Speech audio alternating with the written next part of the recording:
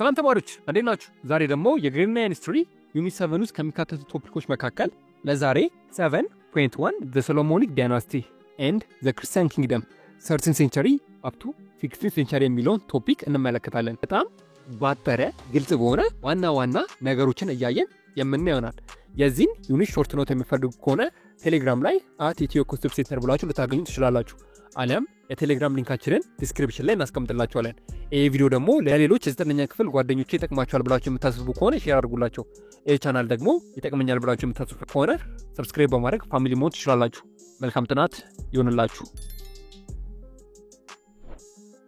7.1 The Solomonic dynasty and the Christian kingdom up to 13th century and 15th century. The restore of dynasty. Local rule in Amara called Yikuno Amlak. Yikuno Amlak claimed by descendants of the Aksumid king and restored Solomonic dynasty. በተለይም ከዚህ በፊት ቻፕተር 3 ላይ አለም ስለ ዛጉዌ ኪንግደም ስናይ ይሄን ነገር አንስተነው ነበር። በተለይም ይኩኖ አምላክ ተባለ አማራ ክልል ውስጥ ይገኝ የነበረ አንድ ቺፍ አለም መኳንንት እኔ የአክሱም ዘር አለብኝ አለም ዲሰንደንት አለብኝ ብሎ በ1270 የሰሎሞኒክ ዳይናስቲን እንደመለሰ አይተን ነበር። በዛ ጊዜ ደግሞ የመጨረሻውን የዛጉዌ ንጉስ የሆነውን ይትባረክን በማሸነፍ ነበረ የሰሎሞኒክ ዳይናስቲን የመለሰው። በዛ ጊዜ የዛጉዌ ኪንግደምን ኢልጂትሜት ነው ማለትም ህገወጥ ነው በማለት ነበር የዛጉዌ የመጨረሻ ንጉስ የነበረውን ይትባረክን በጦርነት በማሸነፍ የዛጉዌ ኪንግደም አለም የዛጉዌ ዳይናስቲ እንዲያበቃ ያደረገው። የዛጉዌ ዳይናስቲ ህገወጥ ነው ያለበትን ምክንያት የዛጉዌ ዳይናስቲ የሰሎሞኒክ ዳይናስቲ አለም የሰሎሞኒክ ዘር የለበትም በማለት ነበር የዛጉዌ ዳይናስቲ እንዲሸነፍ እንዲወድቅ ምክንያት የነበረው ማለት ነው። ስለዚህ ይኩኖ አምላክ እኔ የአክሱም ዘር አለብኝ አለም ዲሰንደንት አለብኝ ብሎ ነበር የሰሎሞኒክ ዳይናስቲን አለም ክርስቲያን ሃይላንድ ኪንግደምን በ1270 እንዲመለስ ያደረገው። መጽሐፋችሁ ላይ ባጭሩ ስለዚህ ነገር ሲያስቀምጠው በተለይም ሰሎሞኒክ ዳይናስቲ ምንድነው አለም የሰሎሞኒክ ዘር ምንድነው ብለን በመናይበት ጊዜ በፊት ኪዩን ሻባ አለም ንግስት ሳባ ወደ እስራኤል እንደሄደች በዛም ጠቢቡ ሰሎሞን ጋር እንደተገናኘች ወደዚህ ስትመለስም እርጉዝ እንደነበረች ያም የተወለደው ልጅ ሚኒሊክ ዘፈርስት አለም ሚኒሊክ አንደኛ እንደሚባለው ሚኒሊክ የምንለው አድዋ ላይ የተሳተፉት ንጉሠ ነገሥት አይደሉም። ሚኒሊክ ዘፈርስት የሚባሉት ሌላ ናቸው። ስለዚህ ሚኒሊክ ዘፈርስትን እንደወለደች ከዛ በኋላ ይሄ ዘር እንደቀጠለ በተለይም ኃይለ ሥላሴ ከስልጣን እስከሚወርዱ ድረስ ስፔሻሊ የሰሎሞን ዳይናስቲ ተብሎ እንደሚጠራ መጽሐፋችሁ ይናገር ነበር። ስለዚህ የሰሎሞኒክ ዳይናስቲ የሚባለው እንደ አፈ ታሪክ ይወራል እንጂ ምንም አይነት ማረጋገጫ አለም ፕሩቭ የሆነ ነገር የለም። ግን እንደ አፈ ታሪክ ይወራል። በዚህ የተነሳ ነው የሰሎሞኒክ ዳይናስቲ የሚባለው። ስለዚህ ይኩኖ አምላክም በዛ ጊዜ የአክሱም ነገስታት የሰሎሞኒክ ዳይናስቲ ነበራቸው ተብሎ ስለሚታሰብ እኔም የአክሱም ዘር አለብኝ አለም የአክሱም ዘር አለብኝ በማለት ነው የዛጉዌን የመጨረሻ ንጉስ ይትባረክን በማሸነፍ የሰሎሞኒክ ዳይናስቲን ሪስቶር ያደረገው አለም በ1270 ክርስቲያን ሃይላንድ ኪንግደም እንዲመሰረት ያደረገው ማለት ነው። ባጭሩ መጽሐፋችሁ ላይ ይሄን ነገር እንደዚህ አስቀምጦታል። አሁን ወደ ዋናው ቶፒካችን አለም ትምህርታችን እንግባ። In 1217 when it came to power the Christian kingdom was confined to the territory of southern Eritrea, Lasta, Tigray and north part of Shawa. በተለይም የክርስቲያን ሃይላንድ ኪንግደም ፓወሩን አለም ስልጣኑን ከተቆጣጠረ በኋላ በሱ ስር የነበሩት ግዛቶች ሳውዘርን ኤርትራ ማለትም ደቡባዊ የኤርትራ ክፍል፣ ትግራይ፣ ላስታ እንዲሁም ሰሜናዊ ሸዋ በክርስቲያን ሃይላንድ ኪንግደም በ1270 እነዚህ ግዛቶች በክርስቲያን ሃይላንድ ኪንግደም ስር ነበር የነበሩት። እነዚህን ቦታዎች ብቻ ነበር ኮንትሮል አድርጎ መቆየት የቻለው ማለት ነው። ነገር ግን ከጊዜ በኋላ from this area ይኩኖ አምላክ and successor such as አምደ ጽዮን begin expand dynasty of ቴሪተሪ በተለይም ከጊዜ በኋላ ደግሞ ይኩኖ አምላክ እስከ 1285 እስከሚሞቱበት ድረስ እንዲሁም የሱ ተተኪ አምደ ጽዮን እስከሚመጣበት ድረስ ከሚባለው በላይ እጅግ በጣም ብዙ የሆኑ ግዛቶችን ይዘው አለም ገዝቶ ነበር። አለም የክርስቲያን ሃይላንድ ኪንግደምን አስፋፍቶ ነበር። ማለትም ይኩኖ አምላክ እስከ 1285 እስከሚሞቱበት ድረስ ተጨማሪ የሆኑ ግዛቶችን አለም ተጨማሪ የሆኑ ቴሪቶሪዎችን ይዞ ነበር። ክርስቲያን ሃይላንድ ኪንግደምን አስፍቶ ነበር። በተለይም እሱ ከሞተ በኋላ ደግሞ የሱ ተተኪ የነበረው ለምሳሌ አምደ ጽዮን የተባለው ንጉስ ከሚባሉ በላይ የክርስቲያን ሃይላንድ ኪንግደምን እንዲሳፋ አለም ኤክስፓንድ እንዲያደርግ አድርገው ነበር ማለት ነው። ለምሳሌ እንኳን በምንመለከትበት ጊዜ it also covered the region of Gondar and Eastern Gojam in the northeast, Baizamo and Damot in the southwest, the Gurage lands, the Omotic population of Walaita and Gamo in the south, and Ifat and Fatagar, Dauro, Hadiya and Bali in the east and southeast. Especially አሁን የጠራናቸውን አለም የጠቀስናቸውን ቦታ ከዛ በኋላ ይዘው አለም ኮንትሮል አድርጎ ነበር። በዚህም የክርስቲያን ሃይላንድ ኪንግደም የያዘው ቦታ እጅግ በጣም እንዲስፋፋ አለም ኤክስፓንድ እንዲሆን አድርጎት ነበር። በተለይም አምደ ጽዮን was the first Solomonic king who embarked on wider and rapid territory expansion policy.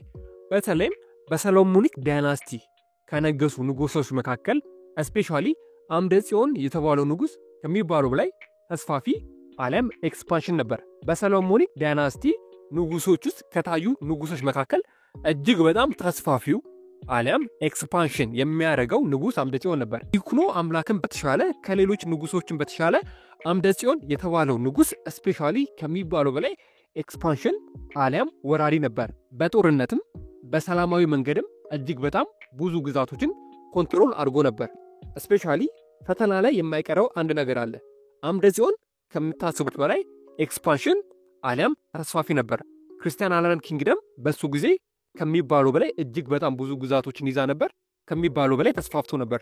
ስለዚህ ምናልባት ፈተና ላይ ከሰሎሞኒክ ዳይናስቲ ውስጥ ማን ነው ኤክስፓንሽን አለም ማን ነው እጅግ ወራሪ የነበረው ግዛቱን ያስፋፋው ብላችሁ ከተጠየቃችሁ አምደ ጽዮን ብላችሁ መመለስ አለባችሁ። አምደ ጽዮን በሌላ ስሙ ኤክስፓንሽን አለም ኤክስፓንድ እየተባለ ይጠራል። ማለትም ወራሪው አለም አስፋፊው እንደማለት ነው ማለት ነው። ስለዚህ ቀስ በቀስ የክርስቲያን ሃይላንድ ኪንግደም ከሳውዘርን ኤርትራ፣ ከላስታ፣ ከትግራይ፣ ከኖርዘርን ሸዋ እየተስፋፋ አሁን ከላይ የጠቀስናቸውን እነዚህን ግዛቶችን ሙሉ ለሙሉ ኮንትሮል ማድረግ ችሎ ነበር። ይህም ግዛቱ ከሚባለው በላይ እንዲሰፋ አድርጎት ነበር ማለት ነው። ለምንድን ነው ግን የክርስቲያን ሃይላንድ ኪንግደሞች አለም ንጉሶች ይህን ያህል ቦታ አለም ይህን ያህል ስፍራ መያዝ የፈለጉት? ለምንድን ነው ኪንግደማቸውን በደንብ አድርጎ ማስፋፋት የፈለጉት? ምንድነው ሞቲቭ ያደረጋቸው ብለን በምናይበት ጊዜ ስፔሻሊ ኢኮኖሚካሊ እና ፖለቲካዊ ነገር ይጠቀሳል። ማለትም ኮንትሮል ዘ ትሬድ ሮት ኤንድ ቴሪቶሪያል ፊውዘር ዘ ኮንትሮል ኦቨር ዘ ዜላ ትሬድ ሮት ሄልፕድ ይኩኖ አምላክ ስትሬንግዝ ሂዝ ኢኮኖሚክ ፓወር ኢን ተርን። በተለይም የክርስቲያን ሃይላንድ ኪንግደሞች ለምንድነው የተለያዩ ቦታዎችን መያዝ የፈለጉት አለም ግዛታቸውን ለምን ማስፋፋት ፈለጉ ብለን በምናይበት ጊዜ ስፔሻሊ ፖለቲካዊና ኢኮኖሚያዊ ጥቅም ስለሚያገኙ ነው። በዛ ጊዜ ይኩኖ አምላክ የዜላ ትሬድ ሮትን አሊያም የዜላ ወደብን ሙሉ ለሙሉ ተቆጣጥሮት ነበር። በዚህም የተነሳ ይኩኖ አምላክ ኪንግደሙ ከሚባለው በላይ እንዲጠነክር አድርጎት ነበር። ይህ ማለት ኢኮኖሚካሊ ከጠነከረ ሚሊታሪ ጠነክራል ማለት ነው። በሌላ አባባል ያን ትሬድ ሮት በመቆጣጠሩ አሊያም የዜላ ትሬድ ሮትን በመቆጣጠሩ ከሚባለው በላይ ብዙ ኢንካሞችን አሊያም ብዙ ገቢዎችን ያገኝ ነበር። በዚህም ኪንግደሙ እንዲጠነክር አሊያም የክርስቲያን ሃይላንድ ኪንግደም በደንብ አድርጎ ስትሬንግዝ እንዲሆን እሱም ብዙ ቦታዎችን የባሰ እንዲይዝ አድርጎት ነበር። ብዙ ኢንካም ደግሞ ሲያገኝ ስፔሻሊ ወታደራዊ ዘርፍ ላይ አሊያም ሚሊተሪ ላይ ኢንቨስት ያደርግበታል። ስለዚህ የክርስቲያን ሃይላንድ ኪንግደም ጠንካራ እንዲሆን አስችሎት ነበር አሊያም ስትሮንግ አርሚ እንዲገነባ አድርጎት ነበር ማለት ነው። በዚህም የተነሳ ዘ ክርስቲያን ኪንግደም ኮንትሮልድ ኤክስቴንሲቭ ቴሪቶሪ ዱሪንግ ዘ ራይን ኢምፔሪየር ኦፍ አምደ ጽዮን። ከዛ በኋላ ራሱ ይኩኖ አምላክ ካለፈ አሊያም ከሞተ በኋላ በሱ ፋታ የነገሰው አምደ ጽዮን ይሄን ትሬድ ሮት ሙሉ ለሙሉ ኮንትሮል በማድረጉ የተነሳ ከሚባሉ በላይ ብዙ ግዛቶችን እንዲይዝ አድርጎት ነበር። ቢኮዝ ይሄ ትሬድ ሮት ከሚባሉ በላይ ኢኮኖሚካሊ ብዙ ሰፖርት ስለሚያደርጋቸው ማለት ነው። ስለዚህ ብዙ ግዛቶችን መያዝ የፈለጉበት ምክንያት አሊያም የተስፋፉበት ምክንያት በፖለቲካዊና በኢኮኖሚው በደንብ አድርጎ ለማደግ ነበር። ስፔሻሊ የዜላ ትሬድ ሮት ደግሞ የክርስቲያን ሃይላንድ ኪንግደም ከሚታሰበው በላይ እንዲጠነክር ብዙ ኢንካም እንዲያገኝ እንዲሁም ብዙ ኢንካም ባገኘ ቁጥር ደግሞ ሚሊተሪውን እያጠናከረ እጅግ በጣም ብዙ ግዛቶችን እንዲገዛ አድርጎት ነበር ማለት ነው። ስፔሻሊ ደግሞ የክርስቲያን ሃይላንድ ኪንግደም በአምደ ጽዮን ጊዜ ከሚባለው በላይ ተስፋፍቶ ነበር። ምክንያቱም የዜላ ትሬድ ሮትን ኮንትሮል በማድረጉ የተነሳ ይሄ ደግሞ ከሚታሰበው በላይ ብዙ ኢንካም እንዲያገኝ አስችሎ ነበር ማለት ነው። These economic and military strengths contributed much to his success in defeating his opponent and expanding his kingdom. በተለይም የክርስቲያን ሃይላንድ ኪንግደም በኢኮኖሚው ጠንካራ በሚሊተሪው ጠንካራ በመሆኑ የተነሳ እጅግ በጣም ብዙ ቦታዎችን እንዲገዛ ዓለም እንዲቆጣጠር አድርጎ ነበር። በዛ ጊዜ እጅግ በጣም ብዙ የሆኑ ግዛቶችን ገዝቶ ነበር። እጅግ በጣም ብዙ የሆኑ ደግሞ የሙስሊም ሱልጣኔቶችን አሸንፎ ነበር። ምክንያቱም ሌሎች የሙስሊም ሱልጣኔቶች የክርስቲያን ሃይላንድ ኪንግደም የያዘውን ዓለም ኮንትሮል ያደረገውን ትሬደሮች ይፈልጉት ነበር። በዚህም የተነሳ የክርስቲያን ሃይላንድ ኪንግደም በጣም በኢኮኖሚውም ጠንካራ በሚሊተሪውም ጠንካራ ኪንግደም ስለነበር እጅግ በጣም ብዙ የሙስሊም ሱልጣኔቶችን አሸንፏል። ከሚባለው በላይ ደግሞ ራሱን አስፋፍቶ ዓለም ብዙ ግዛቶችን ለመያዝ ችሎ ነበር። ነገር ግን after ይኩኖ አምላክ reign ended 1285 political instability caused constant power struggle among sons and grandson for succession. በተለይም በ1285 የይኩኖ አምላክ ንግስና ሲያበቃ ዓለም ይኩኖ አምላክ ከሞተ በኋላ በ1285 በክርስቲያን ሃይላንድ ኪንግደም ውስጥ ትልቅ የሆነ ፕሮብሌም ዓለም ችግር ተፈጥሮ ነበር። እሱም ችግር the power struggle ዓለም የሱልጣን ሽኩቻ ተፈጥሮ ነበር። በተለይም የይኩኖ አምላክ ሰኖች ዓለም ልጆችና የሱ የልጅ ልጆች የነበሩ ወንዶች የሱን ቦታ ለመተካት እጅግ በጣም አስጨራሽ የሆነ ነገር ያደርጉ ነበር። ማለትም በሌላ አማርኛ ይኩኖ አምላክ ከሞተ በኋላ የስልጣን ሽኩቻ ዓለም የሱን ቦታ ለመያዝ የሚደረግ ትንቅንቅ ነበር። በተለይም በይኩኖ አምላክ ልጆችና በይኩኖ አምላክ የልጅ ልጆች መካከል የሚደረግ አስጨራሽ ንግስናን ለመያዝ የሚደረግ ጥረት ነበር ማለት ነው። ይሄ ደግሞ የክርስቲያን ሃይላንድ ኪንግደምን ኢንተርናሉን ዓለም ውስጣዊ ችግር እንዲኖርበት አድርጎ ነበር ማለት ነው። ስለዚህ በ1285 ይኩኖ አምላክ ከሞተ በኋላ በክርስቲያን ሃይላንድ ኪንግደም ውስጥ የፓወር ስትራግል ዓለም ስልጣን ለመያዝ የሚደረግ ሽኩቻ ዓለም ጥረት ነበር ማለት ነው። ነገር ግን the succession issue appears to have been politically resolved in 1300 during the reign of ወደም ራድ። ነገር ግን ከጊዜ በኋላ ይሄ ፓወር ስትራግሉ ለጊዜው ሪሶልቭ የሆነ መስሎ ነበር። ማለትም ስፔሻሊ ይኩኖ አምላክ ከሞተ በኋላ ወደም ራድ የተባለ ንጉስ መጥቶ ነበር። በሱ ጊዜ የተወሰነ መረጋጋት ይታይበት ነበር እሱ ከነገሰ በኋላ ማለት ነው። ነገር ግን አሁንም ፓወር ስትራግል ዓለም የስልጣን ሽኩቻ ይኖራል ተብሎ ስለታሰበ በክርስቲያን ሃይላንድ ኪንግደም ውስጥ አንድ ነገር ታሰበ። እሱም with the establishment of a royal prison in አምባግሸን present day southern ወሎ። በተለይም አምባግሸን የሚባል እስር ቤት እንዲቋቋም ነው። ሮያል ፕሪዝን አሊያም እስር ቤት እንዲመሰረት ተደርጎ ነበር አምባግሸን የሚባል ቦታ ላይ ማለት ነው። አምባግሸን የምንላት አሁን present day southern ወሎ የምንላት አካባቢ ነው ማለት ነው። ስፔሻሊ ይሄ ሮያል ፕሪዝን አሊያም እስር ቤት ለምንድነው የታሰበው ዓለም ለምንድነው የተፈለገው ብለን በመናይበት ጊዜ the royal families male members were all imprisoned at አምባግሸን። በተለይም በክርስቲያን ሃይላንድ ኪንግደም ውስጥ የሚገኙ ወንዶች ሁሉም በሚባል ደረጃ እዚህ ቦታ ላይ ሄደው እንዲታሰሩ ዓለም አምባግሸን ወደሚባለው እስር ቤት ሄደው ዓለም እዚህ ቦታ ሄደው ሙሉ ለሙሉ እዛ ቦታ ላይ እንዲቆዩ ብቻ ይደረግ ነበር። ማለትም አምባግሸን በመሄድ እነዚህ ወንዶች እንዲታሰሩ ይደረግ ነበር። ይሄ አምባግሸን የተባለው ቦታ ከሚባለው በላይ ታማኝ በሆኑ ወታደሮች ይጠበቅ ነበር። ለምንድነው ይሄ ቦታ የተመሰረተው ብለን በመናይበት ጊዜ አሁንም ምናልባት የሱልጣን ሽኩቻ እንዳይኖር በልጆቹና በልጅ ልጆቹ መካከል የሱልጣን ሽኩቻ እንዳይኖር ተብሎ ነበር እነዚህ ወንዶች ልጆች ወደዚህ እስር ቤት እንዲገቡ የተደረገው። ከዛ በኋላ የአንዱ ንግስና ካበቃ በኋላ ከዚህ እስር ቤት አንድ ሰው በመሄድ አንድ ወንድም በመውጣት ድጋሜ ወደ ንግስና ያመጡት ነበር።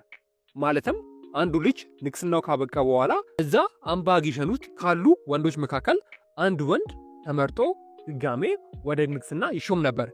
ይሄ ደግሞ ስፔሻሊ የፓወር ስትራግሉን እንዲቀር አድርጎት ነበር፣ አሊያም የስልጣን ሽኩቻ እንዳይኖር አድርጎት ነበር።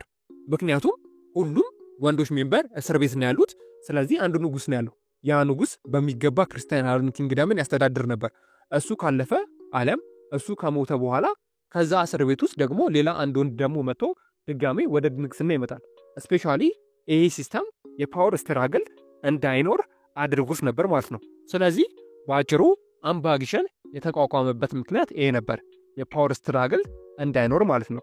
ስፔሻሊ ዚስ ፕራክቲስ ኮንቲኒው ዩኒትል ኢማም አህመድ ኢብን ኢብራሂም አልጋዚ ኦር አህመድ ግራኝ ፎርስ ዲስትሮይድ አምባጊሸን ኢን 1540። በተለይም ይሄ ፕራክቲስ አሊያም ይሄ ሲስተም በክርስቲያን ሃላንድ ኪንግደም ውስጥ እስከ 1540 ቆይቶ ነበር። ነገር ግን በ1540 ኢማም አህመድ ኢብን ኢብራሂም አልጋዚ አሊያም በሌላ ስሙ አህመድ ግራኝ የተባለው የአዳል መሪ የነበረው ሰው አምባጊሸንን መቶ እስከሚያጠፋው አሊያም ዲስትሮይ እስከሚያደርገው ድረስ ይሄ አምባጊሸን የተባለው ሮያል ፕሪዝን እስከ 1540 ድረስ መቀጠል ችሎ ነበር ማለት ነው። አህመድ ግራኝ ማን ነው? እሱን በሌላ ቶፒክ ላይ በደንብ አድርገን የምናየው ይሆናል። የክርስቲያን ሃይላንድ ኪንግደም ለ2 ሴንቸሪ ያህል ምንም አይነት ቋሚ የሆነ ካፒታል ሲቲ አሊያም ዋና ከተማ አልነበረውም። በተለይም the medieval monarchies had no permanent capital like Aksum and Lalibela from 1217 unital establishment of Gondar in 1636። በተለይም የክርስቲያን ሃላንድ ኪንግደም በሜዲቫል ፔሪድ እንደ ዛጉዌ አሊያም እንደ አክሱም ዋና ከተማ አሊያም ካፒታል ሲቲ አልነበረው። ለምሳሌ በዛጉዌ ዳይናስቲ ጊዜ ሮሃ አሊያም ላሊበላን እንደ ዋና ከተማ ይጠቀምባቸው ነበር። በክርስቲያን ሃላንድ ኪንግደም ግን የጎንደር ኪንግደም በ1636 እስከሚመጣ ጊዜ ለ2 ሴንቸሪ ያህል ምንም አይነት ዋና ከተማ አሊያም የራሱ የሆነ መቀመጫ ሲቲ አልነበረውም ማለት ነው። ታዲያ ምን ነበር ያደርግ የነበረው ብለን በምናይበት ጊዜ they ruled over a vast territory through mobile courts or mobile capitals። በተለይም የክርስቲያን ሃላንድ ኪንግደም በዛ ጊዜ ሞባይል ኮርትስና አሊያም ሞባይል ካፒታል የሚባል ነገር አለ። ሞባይል ካፒታል ማለት አንዱ ከተማ ላይ የተወሰነ ጊዜ አርፎ ሺፍት በማድረግ ሌላ ከተማ ላይ መቆየት፣ ከዛም ሌላ ቦታ ላይ መቆየት፣ ከዛም ሌላ ቦታ ላይ መቆየት እንደማለት ነው። ሞባይል ኮርት አሊያም ሞባይል ካፒታል ማለት ነው። ስለዚህ በአጭሩ የክርስቲያን ሃላንድ ኪንግደም ቴምፖራሪ የሆነ ካፒታል ሲቲ ነበረው፣ አንድ የሆነ ቋሚ የሆነ መቀመጫ አልነበረውም ማለት ነው። ሞባይል ካፒታል አሊያም ሞባይል ኮርት የምንለው በአጭሩ የክርስቲያን ሃላንድ ኪንግደም ንጉስ ለ6 ወር አንድ ቦታ ላይ አሊያም ለ4 ወር ወይም ለ3 ወር አንድ ቦታ ላይ ከተቀመጠ በኋላ ኔክስት ደግሞ ያን ቦታ ትቶ ወደ ሌላ ቦታ ይመጣል አሊያም ወደ ሌላ ቦታ ሙቭ ያደርጋል ማለት ነው። በአጭሩ ስንመለከተው የክርስቲያን ሃላንድ ኪንግደም ንጉስ፣ የእሱ ወታደሮች፣ ቤተሰቦች፣ አገልጋዮች ለምሳሌ ዛሬ ላይ አዲስ አበባ ላይ ለ6 ወር አሊያም ለ4 ወር ከተቀመጡ በኋላ ከዛ በኋላ አዲስ አበባን ደግሞ በመተው ወደ ባህር ዳር ይሄዳሉ ማለት ነው። ባህር ዳር ላይም ለተወሰነ ጊዜ ከተቀመጡ በኋላ ወደ ሐዋሳ ላይም ከተቀመጡ በኋላ ከተወሰነ ጊዜ በኋላ ወደ ሐረር እንዲያሉ ነበር ቦታ እየቀያየሩ ይኖሩ የነበሩት ማለት ነው። በዚህም የተነሳ እጅግ በጣም ብዙ የሆኑ ወታደሮችና ቤተሰቦቻቸው እንዲሁም የነሱ አገልጋዮች ከአንድ ቦታ ወደ ሌላ ቦታ በተለያዩ ጊዜ ይሄዱ ነበር ማለት ነው። ይሄ የራሱ የሆነ ጥቅምም ጉዳትም ነበረው። አድቫንቴጁን በምንመለከትበት ጊዜ ስፔሻሊ ሞባይል ኮርት አሊያም ሞባይል ካፒታል መኖሩ ንጉሱ የተለያዩ ቦታዎች ላይ በመሄድ አሊያም የተለያዩ ቦታዎች ላይ በማረፍ ግዛቶቹ እንዴት እንደሆኑ አሊያም የያዛቸው ግዛት ምን ላይ እንደደረሱ ምን አይነት ነባራዊ ሁኔታ እንዳላቸው ማየት ይችሉ ነበር። ለምሳሌ ዋና ከተማ ብቻ ካለው እዛ ቦታ ላይ ለረጅም ዓመት ሊቀመጥ ይችላል። ነገር ግን ዋና መቀመጫ ስለሌለው ወደ ተለያዩ ቦታዎች በተለያዩ ጊዜ ስለሚሄድ የያዛቸው ግዛቶች ምን እንደሚመስሉ በደንብ አድርጎ ያይ ነበር። ይሄ እንደ አድቫንቴጅ ሊቆጠር ይችላል። ነገር ግን እጅግ በጣም ብዙ የሆኑ ደግሞ ዲስአድቫንቴጆች ነበሩት። ለምሳሌ ያህል በምንመለከትበት ጊዜ ከንጉሱ ጋር የሚሄዱ እጅግ በጣም ብዙ ወታደሮች ነበሩ። እንዲሁም ለንጉሱ የሚያገለግሉ ብዙ ባለሙያዎች እንዲሁም የንጉሱ ቤተሰቦች ነበሩ። ስለዚህ አንድ ከተማ ለቀው ወደ ሌላ ከተማ በሚሄዱበት ጊዜ ለንጉሱ ወታደሮች፣ ለንጉሱ ባለሙያዎች እንዲሁም ለንጉሱ ቤተሰቦች እዛ አካባቢ ያሉ ሰዎች ብዙ ምግብን ያዘጋጁ ነበር። ምክንያቱም ንጉሱ ለ3 ወርና ለ4 ወር ስለሚቆይ ለ3 ወር አሊያም ለ4 ወር የሚቆይ እዛ አካባቢ ላይ የሚገኙ ሰዎች አሊያም ንጉሱ የሄደበት አካባቢ ላይ የሚኖሩ ሰዎች እጅግ በጣም ብዙ የሆኑ ምግቦችን ያዘጋጁ ነበር ለወታደሮቹ፣ ለንጉሶቹ እንዲሁም ለንጉሱ ቤተሰቦች ማለት ነው። ይሄ ደግሞ ከሚባለው በላይ እዛ ቦታ ላይ ኢንቫይሮንመንታል ኮዝ እንዲያመጣ አለም ኢንቫይሮንመንታል ኮንሲኮንስ እንዲያመጣ ያደርግ ነበር። ለምሳሌ በምንመለከትበት ጊዜ በዛ ጊዜ ኤሌክትሪክ አልነበረም።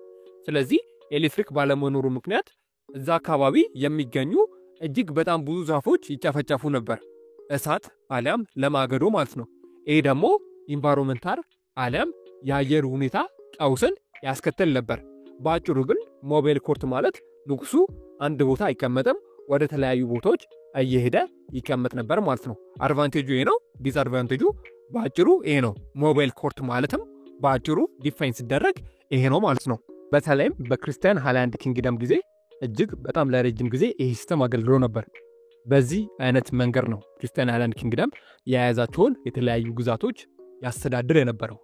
እነዛም ጉልት ኦነሮች አለም እዛ አካባቢ ይሾሙ የነበሩ ያን አካባቢ እንዲመሩ የሚደረጉ ኦፊሻሎች አለም ጉልት ኦነር የሚባሉትም በዚህ የተነሳ የተለያዩ ጥቅማ ጥቅም ያገኙ ነበር ማለት ነው። በዛ ጊዜ the Christian Highland rules also continued the Zagwe tradition of foreign relation with Egypt and the Middle East። በተለይም የክርስቲያን ሃይላንድ ኪንግደም ከሱ በፊት የነበረውን የዛግዌ ዳይናስቲ የነበረውን አይነት ፎሪን ሪሌሽን አሊያም የውጭ ፖሊሲ ይከተል ነበር። በተለይም ዛግዌ በዛ ጊዜ ከግብፅና ከሚድል ኢስት ጋር እጅግ በጣም ጠንካራ የነበረ የውጭ ግንኙነት ነበራት። ይሄንም የክርስቲያን ሃይላንድ ኪንግደም አስቀጥሎት ነበር። የዛግዌ ኪንግደም አሊያም ዳይናስቲ ከወደቀ በኋላ የክርስቲያን ሃይላንድ ኪንግደም ይህን ግንኙነቱን አላቋረጠም ነበር። እንደ ዛግዌ ሁሉ ከግብፅና ከሚድል ኢስት ጋር እጅግ በጣም ጠንካራ የነበረ ግንኙነት ነበረው። ስለዚህ የዛግዌን የውጭ ፖሊሲ አስቀጥሏል ለማለት ይቻላል። ከዛም በተጨማሪ they also extended this relation to Europe, but close they were established with Portugal and Spain from European countries። ከዚህም በተጨማሪ ወደ አውሮፓ በመሄድ የተለያዩ ግንኙነቶችን ፈጥሯል። እስፔሻሊ ደግሞ አውሮፓ ሀገር ላይ ከሚገኙ ሀገራት መካከል በተለይም የክርስቲያን ሃይላንድ ኪንግደም ከፖርቹጋል እና ከስፔን ጋር ከሚባለው በላይ እጅግ በጣም በጣም ጥብቅ የሆነ ግንኙነት ነበረው ማለት ነው። ጥያቄ ሐሳብ ካላችሁ ኮሜንት ላይ አስፍሩልን። የዛሬው ቪዲዮ በጣም ረጅም እንደሆነ እናውቃለን። በተቻለን አቅም አሳጥረን ለእናንተ ግልጽ በሆነ መንገድ እንዲገባችሁ አድርገን ለመስራት ሞክረናል። ነገር ግን ኮንፊውዝ ያደረጋችሁ ጥያቄ የተነሳባችሁ ቦታ ካለ ኮሜንት ላይ አሳውቁን፣ አሊያም ቴሌግራም ኮሜንታችን ላይ በመቀላቀል ከተለያዩ ተማሪዎች ጋር ልትወያዩበት ትችላላችሁ። የቴሌግራም ኮሜንታችን ሊንክ ቀደም እንዳልኳችሁ ዲስክሪፕሽን ላይ አስቀምጠንላችኋል፣ አሊያም ቴሌግራም ላይ @ኢትዮኮንሰፕት በማለት ልታገኙ ትችላላችሁ። ኔክስት በሌላ ቪዲዮ እንገናኛለን። እስከዛው ድረስ ግን መልካም ትምህርት ይሁንላችሁ።